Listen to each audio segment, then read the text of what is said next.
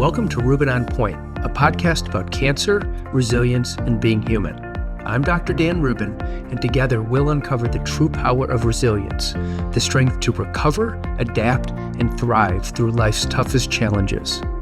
Each episode will bring bold ideas, transformative practices, and inspiring stories that redefine what health, healing, and what the human spirit can achieve. And you're going to meet some really cool people along the way. If you're ready to turn obstacles into opportunities and live with greater purpose and courage, you're in the right place. Let's get started. Your journey to resilience begins now. Welcome to Rubin On Point. In this very special edition of this podcast, Dr. Melissa Coates and I are going to sit down and just chit-chat. Because not only is this podcast about cancer, it's about resilience, but most of all, it's about being human. And we've been being human together for, 18 years working together? Yeah. It's been amazing. Yeah. And we don't get a lot of time to sit and chat. No, we don't. We have lunch, but usually one of us is spastic or we're going over cases. The residents are coming up to us or one of the staff members and we're answering patients' questions. So it's not like that relaxing of a time. So for this episode, I'm just going to take off the stethoscope and relax and enjoy talking to you. And I think what I'd really like to chat about is your humanness. You have such the intersection because you are a naturopathic oncologist. You're board certified. And I'm really interested to hear your philosophy now and some of the things that you've learned along your journey to become a naturopathic oncologist. We've been working together a long time and we've shared a lot of laughs, a lot of stuff, Yeah. a lot of patience, a lot of stories. We've seen a lot. 18 years is not a short amount of time. And I think the very first time I met you, it was my second year of med school. It was 2006. You came in at lunch at the school to introduce the Oncology Association of Naturopathic Physicians. So was that like 04? I think it was 06 or I don't know. It was my second year, whatever it was, and maybe 05. So you came in and you were discussing the Oncology Association of Naturopathic Physicians and the philosophy behind it and why you were creating it, which resonated with me, I guess. And I don't remember who I was sitting next to in the back of the room, but I looked at them and I said, I'm going to work with that guy one day. And I was being slightly facetious at the time, but also serious somehow. So you manifested that. Yeah, I guess. It worked. Maybe I did too. It worked out, and here we are. It's been a long time. Had you been interested in the world of oncology at that time as a student? It wasn't the top of my list at the time. Actually, I was very interested in geriatrics. Which you still are. Which I still am, and yes. I still love older adults, obviously. But the intersection with that oncology kind of came along too, and cancer affects everybody in every age, unfortunately. What draws you to want to care for or treat people that are at an advanced age? A lot of people blame their health going downhill on aging, which to me is a cop-out, that they're just like, oh, I'm old, so that must be it. But I've seen people who are 80, 85 thriving in amazing health and doing really well. And it's just a matter of taking care of their body and figuring out how to, make it optimized so that it doesn't go downhill. You can see someone who's 30 years old that's really sick too, because they haven't taken care of their body as well. So we know some of those people. We do. We see some of that. And so do you think that looking forward to that realm of geriatrics and taking care of people with advancing age, and maybe 65 is the new 40 nowadays because there's so much out there that we can consume and the information is flowing differently than it had been, say, when we were 40, right? Do you think genetics or epigenetics plays a role in how those people age in those later years?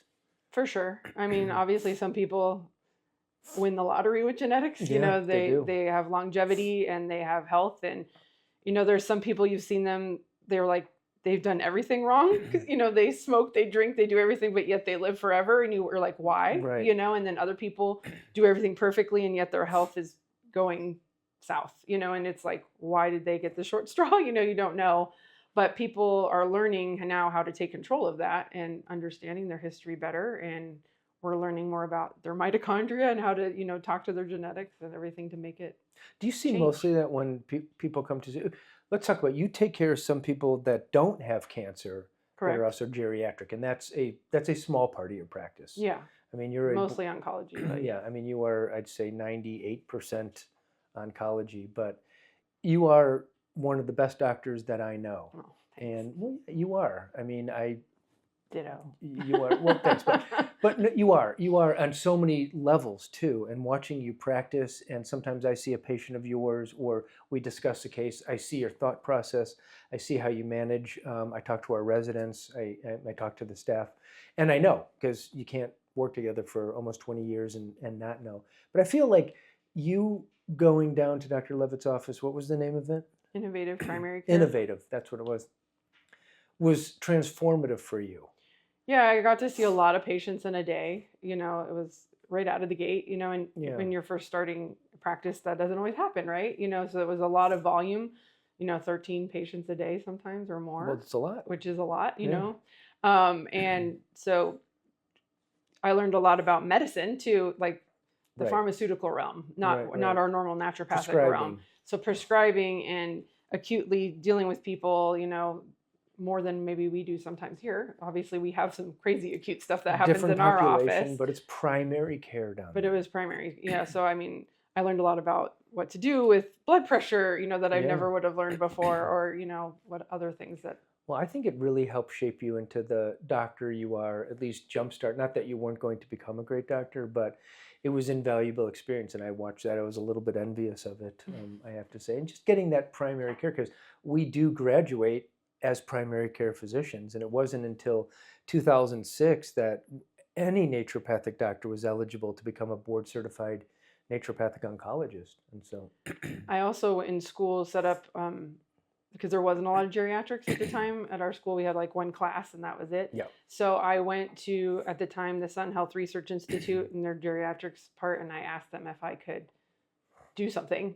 And I forget the name of the doctor that was the head of it, but he graciously basically let me follow the fellows around on their entire rotation. Wow. So I got to go into the hospital. I got to go to long-term care facilities. It was really great experience as well, just to see the different layers of care.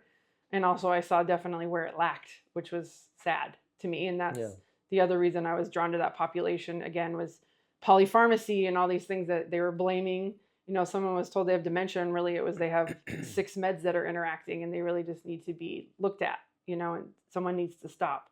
And that's the other thing that, drives me crazy is specialist after specialist after specialist, but no one talks to each other. Yeah. And we work really hard at this office to try and be the quarterback, and help people know what they're doing. And they don't do it very well, Conventionalists. No. They have the capacity, I think is what you're saying, but whether it's high volume or there's some out there that are great and they really do sit down and look at the list, but there were so many patients I saw that were on 10 to 15 meds, and it's like, do you think that's any better nowadays? Probably not. Okay. I mean, there are a lot of doctors now that are sick of that system, so they're trying to slow down, or they're doing concierge or whatever, to make it better. But it's or opting out of insurance. We see a lot of our MD colleagues that are opting out of insurance, and it's a different type of practice, and I think they have the people that choose that have a different type of satisfaction that they're after. Yeah, because the insurance-driven practices, they need to see 20 to 25 people in before the primary lunch. Care. Yeah, I don't know anything about conventional primary care setting, but you learned a lot. Yeah. There's a lot of people watching this that you're their doctor, or have heard or have heard of you, or colleagues of ours that have watched you grow, have helped you along the way, or that you've mentored along the way.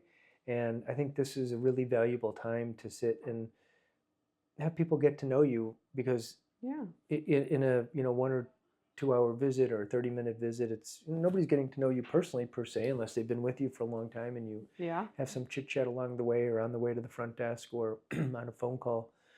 Who are you? Wow, it's a powerful question. Who am I?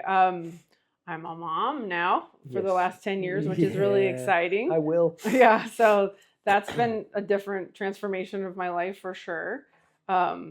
married 20 years this last year, so that's a good accomplishment as well. My parents are still doing well, which is great. I'm lucky to both have them here, and they've supported you here. They've supported this practice. Definitely, huge supporters. And I remember when I first told my dad I was going to be a naturopathic doctor, he's like, "What is that?" You know, and now he's doing what? He loves it, you know, and adorns your walls. Yeah, he's painted some of the art in my office, actually. Heck yeah. It's the symbol for naturopathic medicine and all kinds of things. So yeah, they're all part of me, obviously.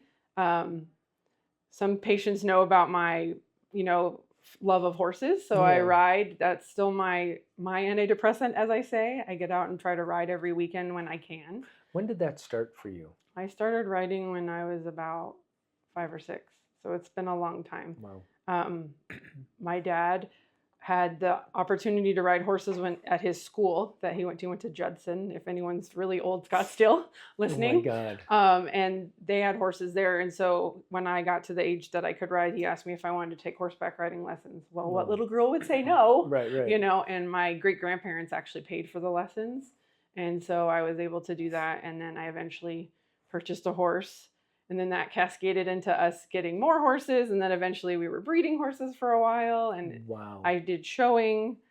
So yeah, that's... What about college? So I went away and I took my horse with me at the time. To me, that's fascinating. Yeah, I know nothing about that. I had gone K through 12 with the same people. So I was kind of ready to break free. And so I went to school in Virginia at Randolph-Macon Women's College, which is now Randolph College. And I got to ride as my PE credits, which was kind of cool. What does it mean to bring your horse with you? Like for me, I'm from Chicago and I went to school in Iowa, and I'm like, what did you do? Like I brought a TV. Yeah. Right. Basically, there was a stable that was associated with our college, and it was a few miles up the road, and so you had to pay for boarding and all that stuff to have the horse there, but it was affiliated with the school, so I got to ride him.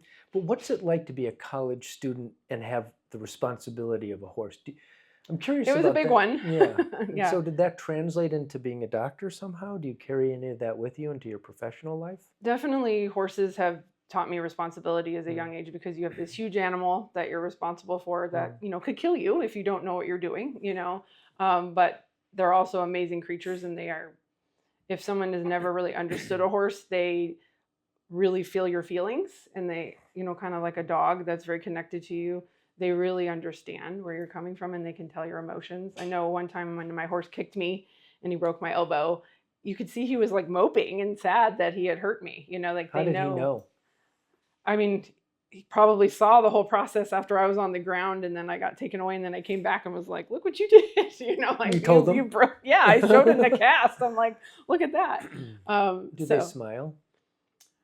Horses, they kind of don't really smile. They can curl their lips, and they beg. My horse, he's gone now, but Designer, he used to beg and curve his head. And that was his way of getting you to do something? Yeah. What was he it? wanted treats. Got it. What were his favorite treats? Mostly carrots, or we have these little nugget things that you give them. Yeah. Okay. Yep. And did he do that a lot? Yeah. And did you give in all the time? Not all the time, but yeah, probably 90%. I love it. And so it taught you responsibility, and sure. did it teach you a certain type of compassion, or maybe understanding it at a larger depth, perhaps? Probably. I mean, I've always been an animal lover, on not beyond horses, cats, dogs, anything. My family is bleeding hearts, so we take in animals and we care for them. And so that, I mean, originally in school, when people asked you, what do you want to be when you grow up? First, it was an astronaut, which obviously, unless I was some astrophysicist, it didn't happen. But doctor was my second choice. Wow. When do you think you first felt that? It was probably middle school time. And when did you know that you were going to become a naturopathic physician? So when I was in undergrad, I took ethics classes, and I really liked it. And I was looking for a master's program, and I found a master's in bioethics at Midwestern. Okay. But when I was searching for that, somehow Southwest College of Naturopathic Medicine happened to pop up. Whoa, I had no idea wow. about naturopathic medicine. I had never seen a naturopath. And I said this in my interview to them. I'm like, I have no idea other than what the philosophy I've read online, and it just resonated with me. Like, this is what I want to do. I don't want to just write scripts or, and say good luck. I want to talk to people and really get to what's going on with them. And so I literally went in and put all my eggs in one basket. And So you said that in your interview, Mhm. and you were accepted. Mhm. They saw something in you, and they looked at your transcripts and knew that you were right. Yeah, I was a to bio become- major. And you've done wonderful things in this profession. I remember you put together something called caring for the caregiver. Yes. That was very unique at We the need time. to do that again. Yeah.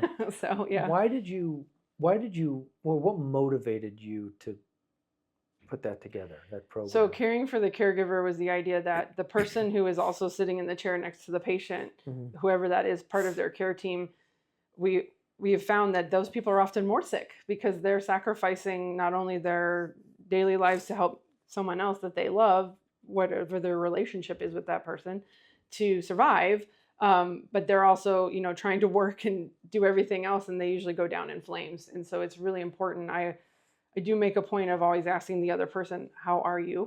Mhm. And I mean, I don't mean that lightly. Like, are you really okay? Right, Or, not like, hey, how are you? or I ask sometimes couples if they're communicating, like if everything's okay, because you can sometimes get a can vibe read it, from yeah. patients if things are not okay, But it's really important to me that caregivers are taken care of, whoever they are. And they're sometimes not even related to the patient. It could just be someone giving them a ride, Yeah.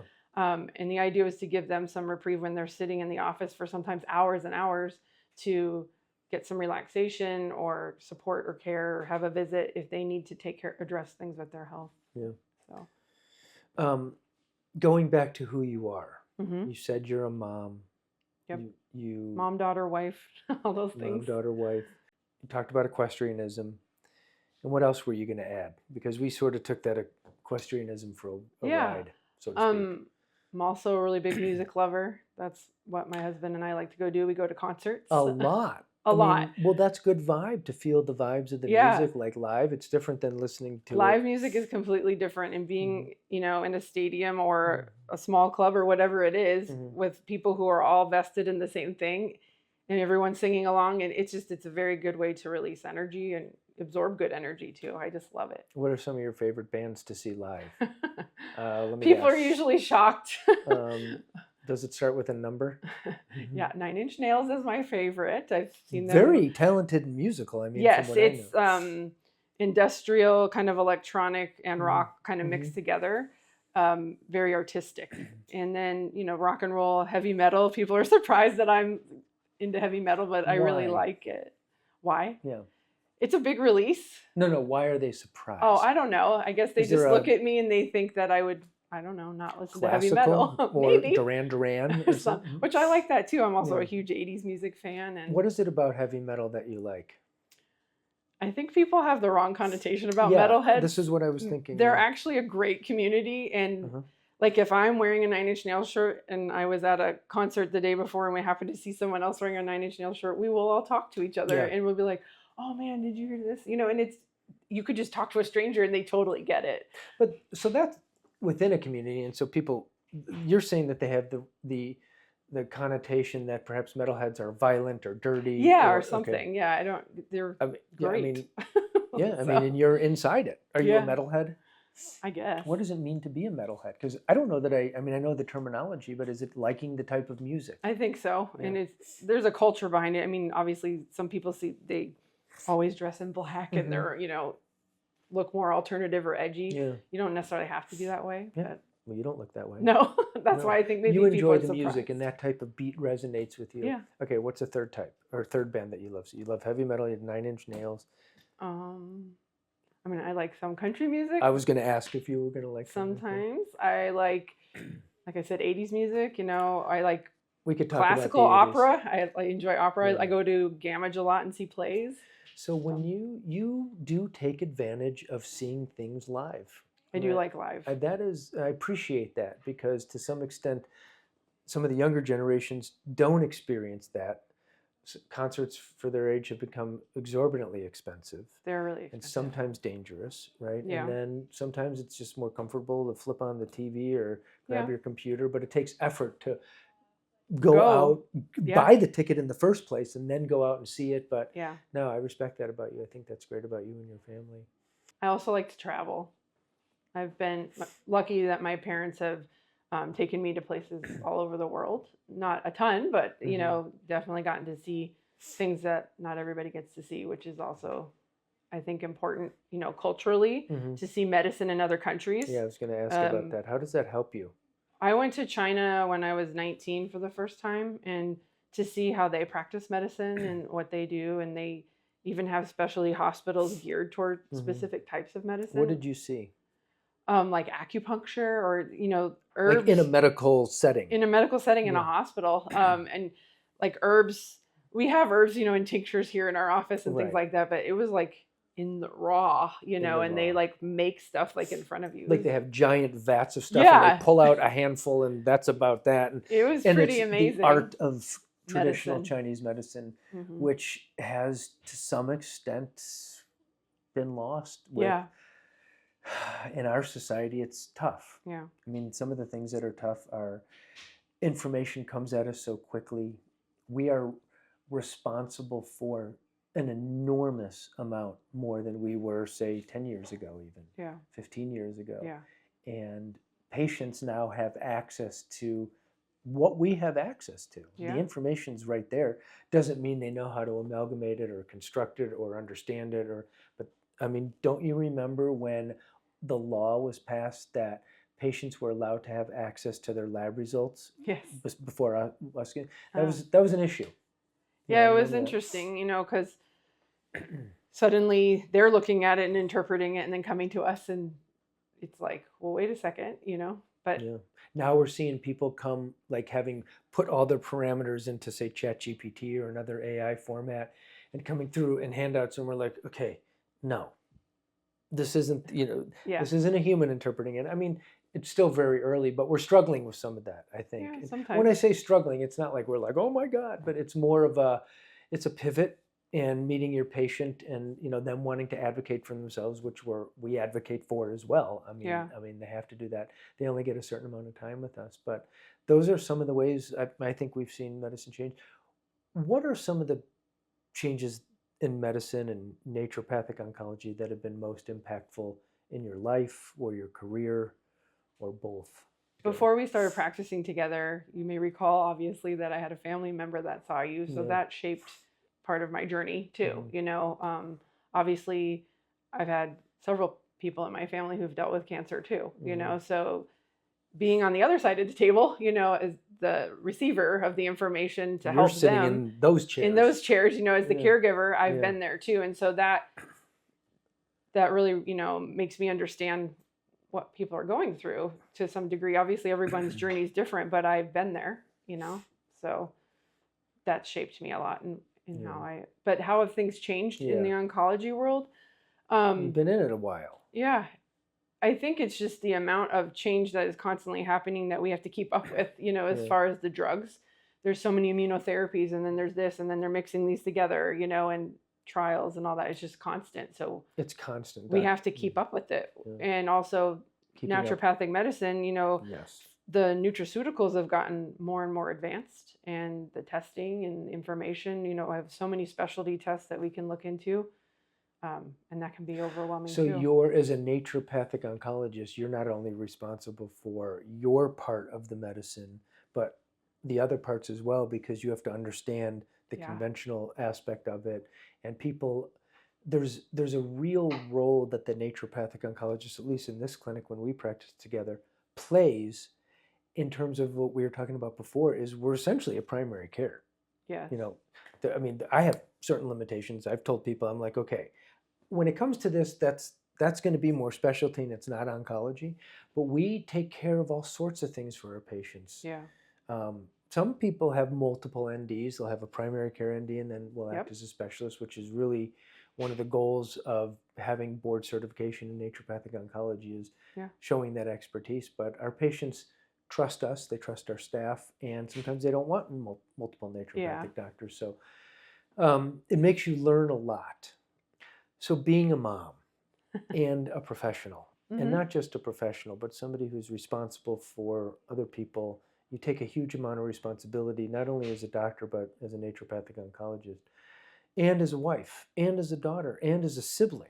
It's a lot of roles to play. Yep. And as a colleague, How do you balance things?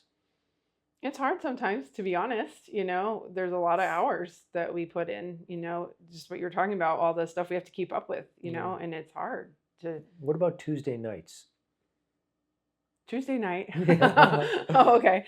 So Tuesday nights I go work out after yeah. work. Yes. Yeah. So exercise is my other big reliever, definitely. So I go to a trainer at least twice a week, typically, on top of the horseback riding and other things to relieve stress. It's really important to move my body. We talk about it with patients and it has to happen. Yeah. Moving the body is important. What have you noticed along your time as a doctor in how therapeutic diets or therapeutic dieting has changed along the way? Because you spent a lot of time in that realm and you're so much closer to the source when it comes to food than say I am in your interest level. Yeah. So the diets, it's interesting. There's all these fads and everybody wants to jump on them, whether it's carnivore or keto or whatever. I'm just giving some examples, but there's a lot of examples to give. There's many, many. I think we have 14 different diets we can administer here. At least, probably. But it's really meeting the patient where they're at. Yeah. That is I tell everyone in consult, I don't want you to be stressed out about what you're eating. Why? Because we need to eat to live, in a good way and nourish our bodies, but you shouldn't be thinking your food's going to kill you every second you're looking at it, or constantly, because yes, while our food system is messed up and it's got a lot of chemicals and bad things going on, and unfortunately some of that's out of our control, we can make the best decisions we can, but I understand that not everyone can make drastic changes, or should they? I have some people come to me and they're dead set, they've read keto is going to help save their life. Well, they already have lost a ton of weight and it's going to make them more cachectic or have no muscle mass on their body. And I have to tell them, you have to eat some carbs, or you're going to waste away. Carbs can be important for healing for a lot of people. That gives them that energy. Some people tolerate carbs a lot better than others, right? Correct. There's different blood types and all kinds of things. And, everybody's metabolisms are different. So I spend a lot of time talking about that with people, and it's stressful because everyone's trying to avoid seed oils or this or that, and it just all the minutia, it gets overwhelming, and then I just have to tell everyone we have to stop and we just have to reassess. The minutia, and especially with that, which we like, but that information being at the fingertips of people while they're even in your office. I've had people sitting there going, looking on their computer or phone, and we're going back and forth with information, which is great. I mean, I like that team approach, with them. But sometimes, I have to put my foot down and be like, I realize you're reading that, but this isn't best for you. So when you say meet the people where they're at, you mean maybe not interrupt their ceremonies? Maybe if it's, every night I like to have a glass of wine with my wife or with my husband. Even though we know what the World Health Organization says about alcohol and cancer, and we know what it can do metabolically to people, sometimes it's better not to stress them out by removing that, and you can work around that. Sometimes, alcohol is one I definitely have a harder conversation with them about because it does impact your life a lot more. Do you have a zero tolerance rule? I wouldn't say zero, but I'm pushing them toward that direction if I can. How come? Just because it's sugar and it bogs down your liver, and it's a slippery slope for some individuals, too. Yeah. So it isn't the best thing, obviously, but I realize the ritual of, having a coffee in the morning with somebody or a drink at night or whatever, we can try and figure out new ways to do that, or creating a new ritual, which maybe would be in your best interest. That really helps people not only change what they're doing, but also change their mind. Because if you can't change your mind, why have one? Yeah. But helping them understand that psycho-emotionally and neurocognitively might do a lot for their immune system too. True. And it might start undriving their cancerous aspects of their metabolism or their physiology. Well, and you bring up neuro stuff, and I love neurotransmitters and balancing brain chemistry, in other ways other than pharmaceuticals always. They're really good at it too. Well, thank you. But it's difficult sometimes, definitely. But there's a huge emotional journey with cancer or chronic disease or whatever you're dealing with at the time. And so sometimes people are very imbalanced and they think that, oh, I must just need an antidepressant or this or that. And sometimes that is true. That's what they need. But there's also, it's the food that you're eating that is wrecking that, and your gut microbiome's talking to your brain, or it's the stress that you're putting on your body when you're eating. And we can do things with amino acids and other things that can help balance that out without having to rely on drugs. Also sleep. Oh my gosh. It's probably the hardest thing that we treat, making people have good sleep. A lot of people don't have good sleep. No, it's probably the number one complaint. Is it a pandemic? Yeah. It's an epidemic. Don't you see a ton of issues with sleep in your... A ton. Yeah, What do? Some core questions. How's your energy? How's your diet? How's your sleep? How's your strength? How's your stamina? How's your cognitive thought? Yeah, how's your emotions? Emotions. Yeah. What is it with sleep? Because it seems more rampant. Is it EMF? Is it stress? Is it microplastics? Is it other? It's probably all of that. And I think also it's the amount of information and energy that is thrown at us daily. That we feel obligated to consume or to be responsible for, or both. I mean, I think people feel like they have to check all their feeds and they have to do all this stuff. And I mean, I never cared what somebody was eating for lunch a day ago. I mean, years ago, I never. No. Yeah. And now people will follow people and see what they're eating and what the next recipe is and all of that. There's some good value to that if you're there really is. That was a good example probably of something to, but knowing what's going on everywhere in the world every second and being able to look that up is overwhelming. That's true. Things that are happening in the world can be tough on people, especially when you talked about, there's some things that I can't control, right? Yeah. You said, and I think maybe people have that feeling of helplessness, but they still get just as aggravated and worried about, what may happen. And if they're a grandparent, what's going to happen? What is the world going to be like for my grandchildren to grow up? And if they're young parents, what's going to happen to all of us? And I mean, we're certainly in the thick of it. You have a young child. I have kids. Yeah. Well, you can see how much we have to balance in a day, just thinking about all these other things beyond just the medicine. Right. And sometimes we only get 30 minutes with a patient. Yeah. What else do you want to talk about? Where do you see our philosophy as a practice going? As naturopathic specialists? Yeah. We are headed, I think we've, talked about this, and we're delving into the microbiome a whole lot more. We're really coming to terms with, or helping our patients understand a lot of the gobbledygook that's around regarding mitochondria. Yeah. And I think we have always played and will continue to play the role of being able to tame the fads that are out there. Yeah, definitely. We have seen through so many fads, and sometimes it's a little bit nail biting, don't you think? Where you're like, well, it looks really good, but I just don't think, like NAD. Yeah. Right. NAD was something, what was that, 2018 or so, when we're just like, we're not doing it. People still ask me it all the time. Yeah. Interestingly enough. I think as a practice, naturopathic specialists always strives to remain at that leading edge of integration, and that we're constantly seeking to understand what's happening next so we can deliver that to our patients. I've always had respect for the physicians that perform clinical trials and also practice, because it's happening right over there in that building, right? And we refer quite a bit to those doctors. They know what's upcoming, they know what didn't work, and they know currently what just worked, and they're very, fancy and modern. So I really appreciate that, because in the general community physician, it takes 14 to 17 years for info to trickle down. Yeah. So that's where we are we're not staying on trend, we're staying on point, really. And that's why this is called Rubin On Point, really, is to be on point and to know and to bring that info to our patients. And if we don't have that info and they're bringing something to us, as always, we're open and we'll help research it. Yeah. A big trend now is ivermectin, right? And we, and some of the other repurposed pharmaceuticals or super high dose melatonin. And I have had people, well, both of us have constantly people say, well, what about ivermectin or some of the azoles, right? Mm-hmm. But I remember fairly recently a spouse said, well, what about ivermectin? And I was like, no, not for this. It doesn't. Well, let me look it up. And so did some quick research, and sure enough, there was there was some early data on the use of ivermectin for this particular hematological malignancy, which was really interesting to me. And that's what I always pride this practice on, is that we are part of the team. We get brought on to help conduct the team, but we're never the full boss. We always see the patient as the person who's, we're being hired by. Yeah. And I see us continuing to do that and making sure that we're up to date on everything. Yeah. So I think that that's where we've done a good job, is we're able to volley back and forth very well with patients.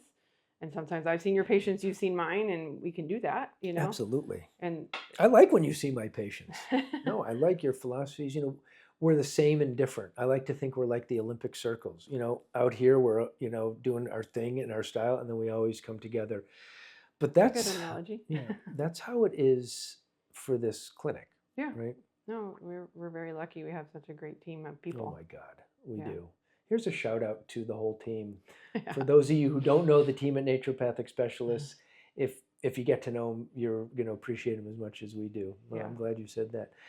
It's why the tagline here, the motto is personalized medicine, personalized care, recognizing that medicine is only part of it. Yeah. Care, and you talked about care for the caregiver and caring about your person, caring about, like you said, not just, hey, how are you, but hey, how are you? You know, just changing the emphasis on a word, you know, can be a lot. Going back to your very first question of who am I, though, Yeah. because I've only really been here, like I would say I'm part of this, really, to be honest. Like, it's shaped me, you know, this practice. It's my home, so I don't. Thank you. Well, yeah, me too. I mean, we've practiced together and shaped each other, and more so than we think. And whether it's spending holiday parties together, or one of my favorite places is the lunchroom, because we get to shoot cases. Yeah, the lunchroom. It's a legendary lunchroom. Yeah. Oh my God. Are you scared of the way that oncology might be pointed, or are you hopeful? I'm hopeful. I really think that a lot of good has come. I've told a lot of patients lately that, you know, originally stage 4 was a death sentence, and it's not anymore. We have patients who have made it 20 years. Yeah. You know, oh, yeah. And that wouldn't be heard of before with, you know, back in the day, generally speaking, you were stage 4, and that means you have a few months and you're out of here. That's not what we see, which I think is the most awesome part of this practice, you know, and why I come to work, you know, excited every day to see who I'm going to help get further than they thought they were going to be. That is exciting. Yeah. Because that's the motivating factor. Oh, go ahead. Yeah, that's fine. What are some of your favorite things that are going on, whether it be in naturopathic or conventional oncology or functional medicine, or like, what are some of the favorite things that you're studying now or incorporating in practice or hoping to? Well, we recently got red light, which is fun. I know that's not huge, but I think it's neat that we have more tools all the time in the office. And the way we use it, and how many wavelengths we have, and the option. And you have the cool helmet. We have the Neuromatrix helmet. Well, so that's 1070 photobiomodulation for the brain. Yes, that's really awesome. I've enjoyed seeing how EBU has helped people. I mean, we have all these fun tools. Research-wise, I mean, there's so many. The pharmaceuticals off label and other things, and new nutraceuticals, and combining them, like it's interesting how it's all helping patients. So it's hard to say one thing, because there's so many things happening. And as you become more seasoned and more experienced as a physician, and you see some of the off-label ways to maybe even use a red light better. One of the other exciting things is what you've brought to the clinic recently is your partnership with Immunoscene. I mean, we've had some amazing stuff happen with patients. I've been following some of them and watching the results, and I've sent patients down there too, and I'm really excited to see what comes of that as well. So what excites you about Immunoscene? Is it the high technology? Because it's not a new idea. No, dendritic cells, right? Right. But it's finally doing it the right way, the way that nature intended, and the way that it actually happens in your body, because it's not a single loading of the dendritic cells, it's a double loading. Okay. Once Dr. Halpert and his crew discovered that and brought it now into the clinical realm, also into the clinical trial realm, which is happening at multiple institutions around the United States. Yes, it's exciting. And we have access to it for our patients. I mean, anybody has access to it down in Cancun. Yeah, I'm just excited with the results that we're getting. And we're combining, you know, we help our patients get to a place with our naturopathic medicine, and then they're able to go there, and then they're getting really good results. We have like a full solution for the immune system. Yeah. It is at the top of the line of helping to treat the immune system and redirecting it. I mean, your immune system truly is your first and last defense, and having a tumor represents at least some type of failure of that immune defense network. And we've been working with this for so long. We test, we treat, we test, we treat, we talk about it. Yeah. And so many people give lip service to it, but we're really doing something about it. Yeah. Yeah. No, That that's is- exciting. Yeah, it's incredibly exciting. So that is another thing that motivates me to keep on. To come to work and do your charting and do Oh, the yes, stuff. and charting, a bane of our existence. Oh my God. Yes. Yes, but that's okay. Here we are. Well, it's been a fun 18 years, and Yeah. I'm looking forward to a lot more. Yeah. And I'm looking forward to doing this again maybe next year and saying like, okay, let's go from where we left off. What's happened over the last year? Yeah. It'll be fun to do. I'm sure we didn't think of lots of things to talk about, Yeah. so there's plenty more. Yeah. So. Well, for Rubin On Point, this is Dr. Rubin and Dr. Coates, and thank you for watching. Thank you for joining us on Rubin On Point, a podcast about cancer, resilience, and most of all, about being human. I hope today's conversation inspired you to see new possibilities for growth, healing, and strength in your life. If you enjoyed this episode, be sure to subscribe, leave a review, and share it with someone who could use a little extra resilience in their day. Remember, no matter what challenges you're facing, resilience isn't just about bouncing back. It's about building a life of purpose, connection, and vitality. Until next time, stay strong, stay healthy, and take care of yourself and those around you.